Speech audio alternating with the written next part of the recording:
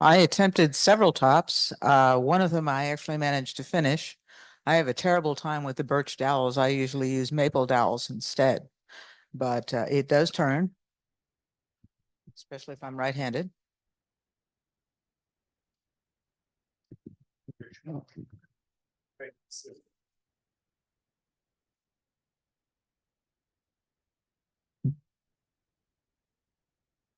No big deal. I just made a bunch of them in Christmas colors. I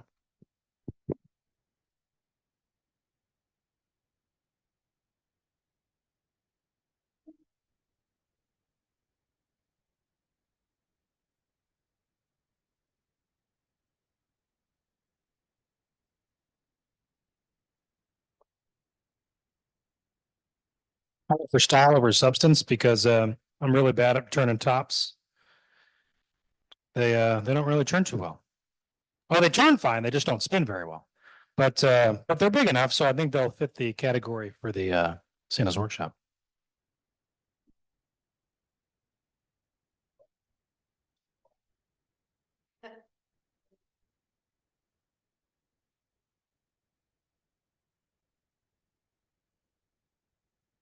So here's a top I turned.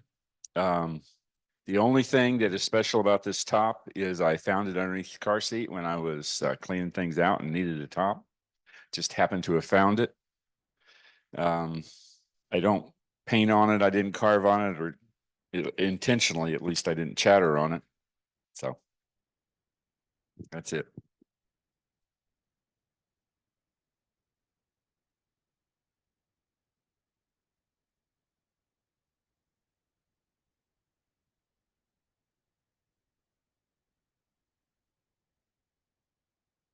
I've been saving back the little chunks of maple that were left over, cut off from the boxes and things that I was making, because they were round and I could find a center pretty easy, and I just drilled them out and made tops out of them.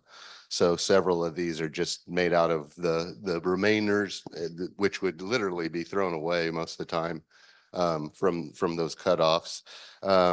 This top I think I had left over from when we were turning last year, because I don't remember the diamond wood being here or where I would have gotten that otherwise, and it's the same colors. But I have been doing several tops with Corian samples. I got a little 2x2 samples of Corian or solid surface material that you make counters out of, and it actually turns pretty nicely. It turns a lot like a plastic or a resin does. And the weight of the tops, really, they'll spin for a long time. Long and low and slow is what I like to say. They'll go forever. So got a few of those that I'm going to donate, and then some of the wooden ones I did. I can't decorate like Jerry does, so I just drew some things on it, called it good. These are for the kids to color themselves. That's what I'll tell them. So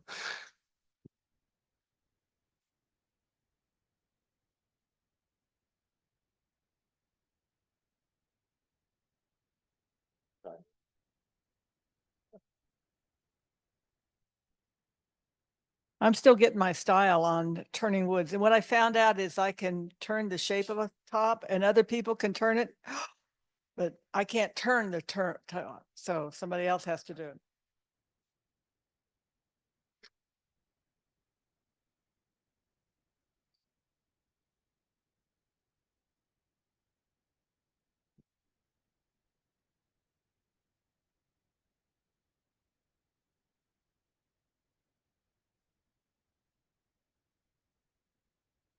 Decorating is a little bit hard. There is a art to that, I guess. I tried making one of those Sorby spiraling tools. Phil Royer had a demonstration on how to do that, so I made that. I've tried it, and it's got a learning curve too. So I've used it on a few of these, but I want to do something a little different. So some of them are painted as ladybugs. I've got some ladybugs. Made a square one. Made a little fixture to cut square, to the round hole. And guy gave me some wooden handles, a package of those, and I thought it's got a hole in one end, so I just put a hole all the way through and made an apple top. So just a little something a little different.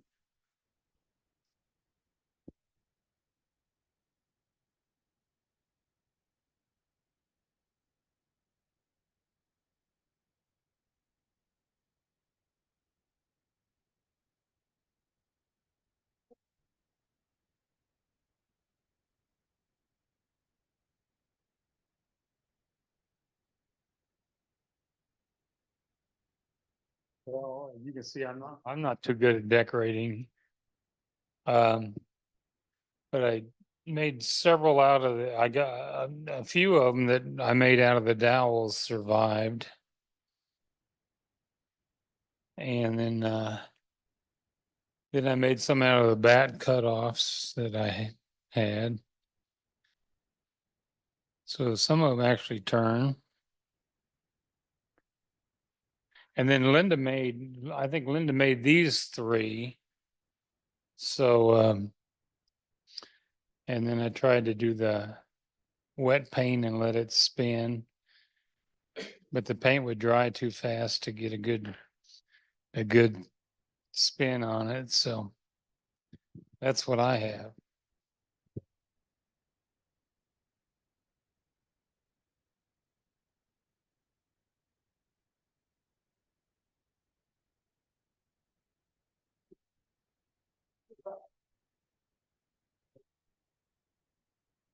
Well, I have been doing a bunch of stuff with resin, and this is leftovers from some of the things I made. And so they're just little simple discs with the dowel in them, and they turn pretty good. So, and it just something I tried different.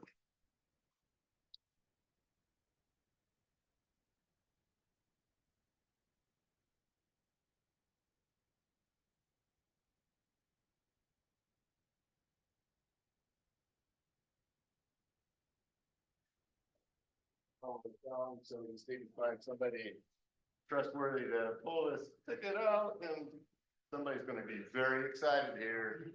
Our winner will get their choice for the two or the digital multimeter. Anticipation's building. All right, 498. Who has, oh, man.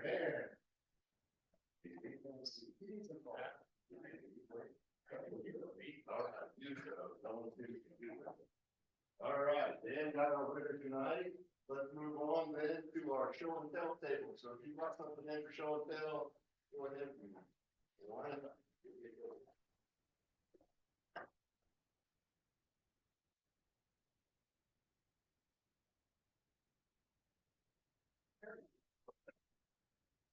I did some inside out turning. I tried last year and made something, and then I kept trying, and so I've now made some inside outside turnings. I have decided I'm going to make several blanks and continue to try these. Sue influenced me very much when she was showing them last year. This one's done except for the top. They do have a finish on them, but apparently the finish was absorbed in the wood. So I have to work on that a little bit.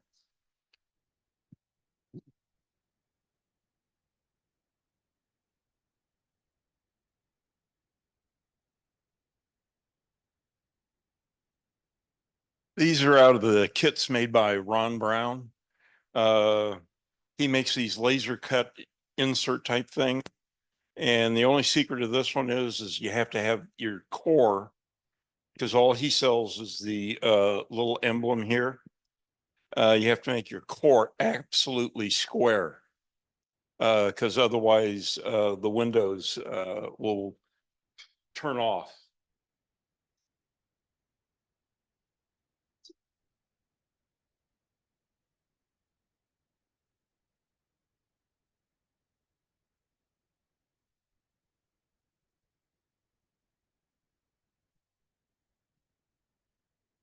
Anthony had a box like this and so I asked him to show me how to make one. And this wood is, since I wrote it on the bottom, granadillo. It's a wood that comes from Mexico and South America. It's heavier than all get out, but this is the first one that I made. I made another one the other night, but you core the lid out of the blank, and then turn it to fit, and you hollow out the box. So that's what I brought.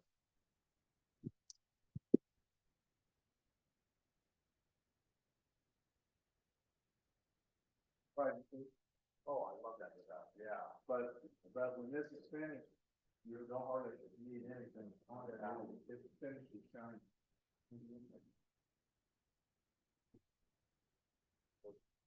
I brought mallets. I've been turning it 3 or 4 years and I got interested in carving because somebody wanted a yarn bowl. Has anybody made one of them? And you gotta have a cut in them or some design. So I got carried away and started carving on it. Next thing you know, I needed a mallet. So I was down there one Saturday and you could probably figure out what the head of that mallet is. I think that's baseball mallet. I was trying to figure out what to do, and Anthony handed me this, said, here, dummy, use this. So words to that effect. And so that worked out pretty good. And that's 9 ounce. And then there was a contest down in Wichita with the Wichita Woodworkers. I saw on Facebook a mallet builders contest. And I thought, well, I built 3 or 4. Okay. So I built this one, started this one to go take to the contest. And I used all kind of different wood, trying to make the world's greatest mallet. This is Ipe, which is hard. I used lignum on those 2 over there. And then my wife got a kidney stone and I couldn't go. So I know I would have won. So I'm going to save this for next year and I'm going to take it down there and win a big trophy.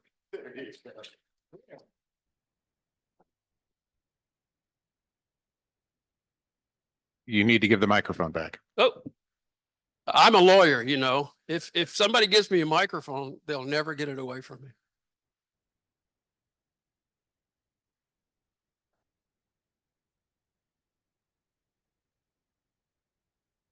I had this box and a similar one that I took to the Irish Fest last year. And the one that had agate in the top sold and the one without agate in the top didn't sell. So I put this back on the lathe and dug a little hole for the agate. And now this one has an agate too.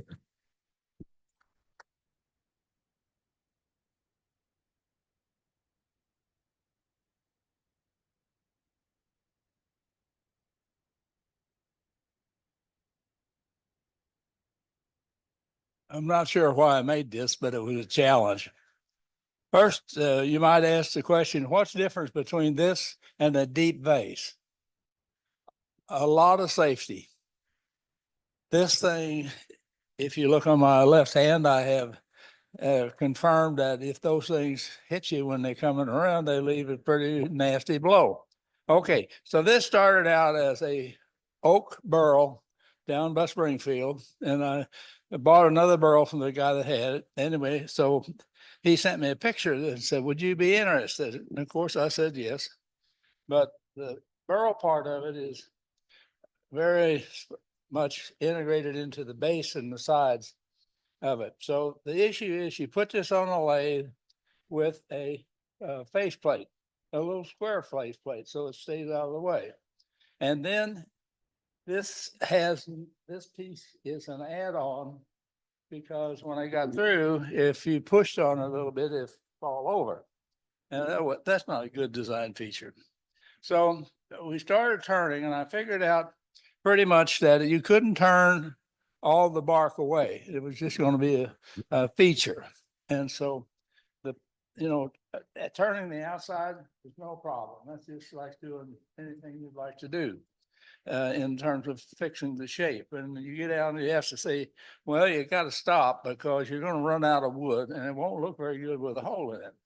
Okay, so now we've got the solid part and the fun starts because your tool rest is going to be out here. And if you have a 4-foot steel bar like I do with a welded slot on its tool steel, you can sort of work on the inside of this. But if you got a 36-inch, you aren't going to make any progress cutting the bottom with this.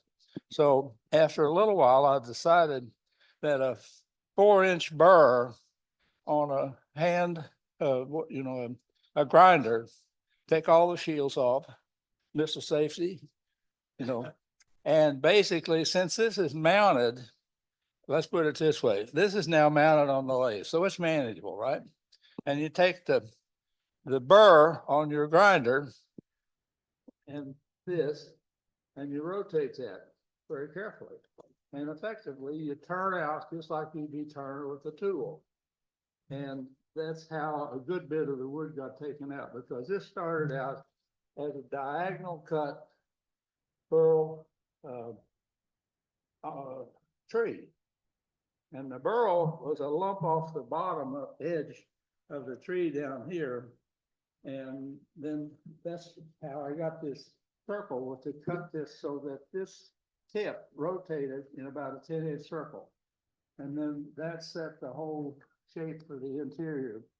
And that, interestingly, the different colors come from turning out the center heart growth to the point you start to get to bark. So these darker spots are where you turned away all the inner material.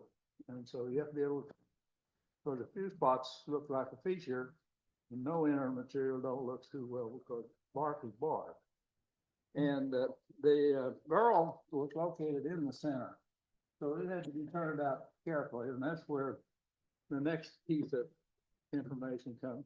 Take a 6-inch, 1-inch rod, steel, and weld on a 2-inch wide by 1/2-inch thick, 18-inch long piece of steel. Now you've got a right angle, tool rest, but you can't put any tools on it. So put a screw bolt or ring bolt in the end so that you now have a place to put your turning tool. And so you slide the tip of your tool through that ring tool that's screwed in the end of that steel. And now then you're back here with your real tool, the tool rest part, right? And so if your tool is long enough, you now can do just your normal job of turning. But if you look at this, you're effectively having to turn a decreasing circle to get to the bottom of this. And you're going to have to move that tool rest around quite a bit, because there's one big danger here issue, and that is you are not permitted in any way, shape, or form to be outside this space with this thing just waiting to nab you. So a safety feature would be to take a piece of plywood and fasten it to your tool rest that you got back here and cut a hole 10 inches, let's say. That's the size of the space you can go into. And now then, you can be kind of halfway safe, just halfway safe, and turn out this as you need. And then the next step, of course, is finishing and sanding. And then to turn the base, I turned this to fit the base of the burl and put 3 dowel pins in it and left this in the lathe and clamped it so those dowel pins are glued in, and this is a solid joint on the bottom of it. And just turn, and now I had this at that point on a 6-inch fake jaws to hold this part while I was working on the finishing part. And then I put this on my rotating epoxy applicator, rotated little motor sets at a 30-degree angle, so it's sitting like that, and put the epoxy on. It took 6 hours to dry, and then a little bit of sanding or another. That's all it was to it. That's all.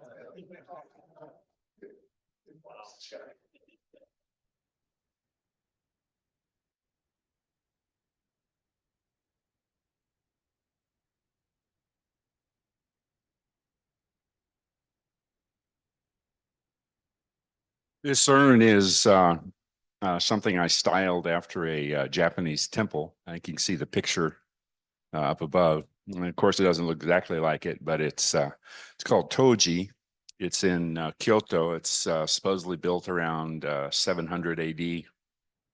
Although I think it burned once, and so I don't know when that one was built. And wrote on the bottom of it, well, it doesn't matter. It's probably too small. The name of it, but the first couple of Japanese people I showed it to didn't know what Toji was, and so it didn't matter. It's really a pretty famous temple. This is well,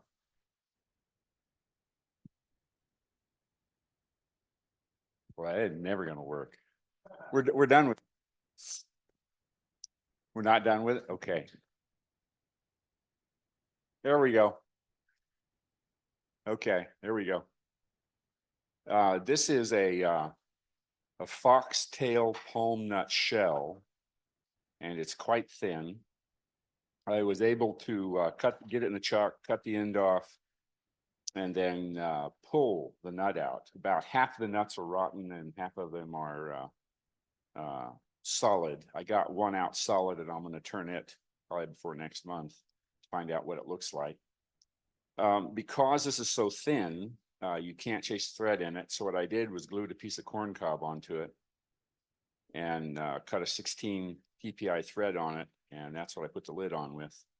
Corn cob comes from the Missouri Meerschaum Company. It's Washington. Is it Washington, Missouri?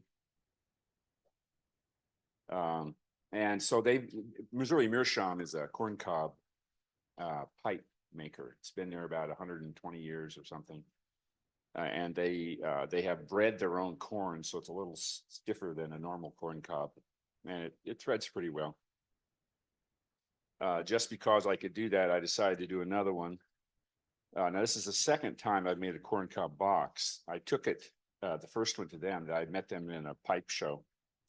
And so the next time I went to a pipe show, I made one of these and to them. And I thought, oh yeah, they're going to buy that from me. This guy's rich. He's making all these. He didn't want it. So I just gave it to him, which I guess isn't a very good salesman technique, but. And so I've got like 1.5 corn cobs left, and I'm thinking about what to do with them. The center part is still just soft as, well, I don't know what, but real soft. You could, like, did you ever get a round steak? When we were a kid, we always vied to see who got to poke the fat out with their finger. And so this functions that way. It's still the same kind of, it's a really soft material. That's all. Oh, I guess I will say one other thing. I apologize. The bigger urn over there has a nail in it, and that's what makes the black. And I seek that. So that there was 1/4 of a great big trunk that had 15 nails and a few screws all in 1/4 of it. I cut it into quarters to make urns out of it. And so there was 1/4 that was just full of nails. That said where they had parties or something there. Yeah, it was, well, I tried to get 8-inch pieces for the urn, and so that was 16, 18-inch diameter minimum. I don't remember the actual.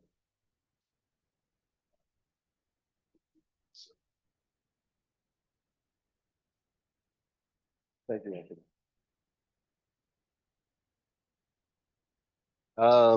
This last weekend, I was fortunate enough to take class with Anthony on different ornaments, and one of them that we were all intrigued by was the blowing in the wind tree, and this is my blowing in the tornado tree, I think. But I was telling Rick Tucker that this shape of these first two reminded me of the shape that started the goose head that he had done and showed us. So I kind of figured out, oh, okay, then I must have offset it just right for that. The next one I did, I paid a little bit more attention, and it turned out a little better. The base, it did set like kind of like that, and then Anthony told me, well, just grind your base down so it sets like that. So it worked out great. Did several little just to kind of practice. I kind of love working with the spindle gouge. So did several of the little snowman icicle ornaments, and then finished with a globe ornament of some walnut. And then I had some pieces of walnut and maple I'd found in a trash bin here that somebody in the Woodworkers Guild had glued up and everything. And that was the cutoff of whatever they'd used. And so I kept it around for a long time, and it finally found a home on this to kind of bring back the walnut into the finial a little bit. And then this bowl I was real proud of. This is one of the slices off of the oak, I think, that we were doing at Dawn is ash. Okay. So yeah, so this is an ash bowl that was made out of one of the chunks that Don donated or gave to everybody after his sawmill demonstration. So I was excited to get a nice and big bowl out of that. And that's